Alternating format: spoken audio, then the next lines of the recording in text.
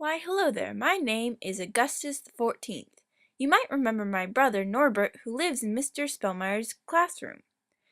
For the past month, my brother's come to jail visiting me and has taught me calculus. I thought I'd share what I learned with you. Let's begin. The directions read, use the guidelines to sketch the graph of the following. Our function is f of x equals x to the third minus 4x squared plus 4x minus 16 all over x squared minus 9x plus 18.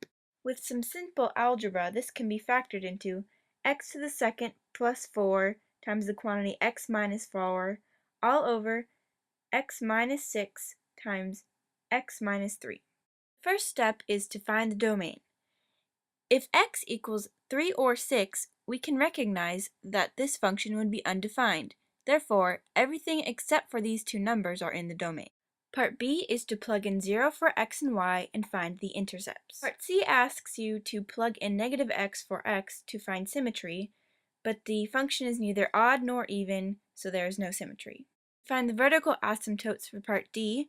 Find where the function is undefined, which is at x equals 6 and 3. Horizontal asymptotes are a little bit trickier. This function is top-heavy by 1 degree, so you must divide the numerator by the denominator. When it is all worked through, you find the slant asymptote to be the line y equals x plus 5. For parts E and F, you need the first derivative. Use the quotient rule, low d high minus high d low, square the denominator, leave it below. Since this derivative does not factor in any way possible by hand, we'll use a calculator to find where it equals 0. Once you do this, you can find where f of x is increasing when the derivative is positive, and when f of x is decreasing when the derivative is negative. Also, if we change our window, we can see that between 3 and 6 the derivative is negative, so f of x is decreasing. When we plug these into f of x, we can find our local maximum and local minimum. For part g and h, we need the second derivative.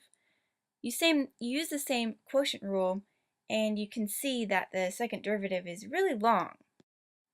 Since it's not going to be factorable, we'll just use our calculator to find where the second derivative equals 0. Using this point plus x equals 3 and x equals 6, we can find where f of x is concave up, where derivative is positive, and concave down, where the second derivative is negative. If we plug where the second derivative equals 0 in for x in f of x, we can find the inflection point. Finally, you can put all of this information together and sketch a graph. In order to figure out what f of x does between 3 and 6, we can plug something in very close to 3, 4, and something close to 6. So there's your graph. Job well done.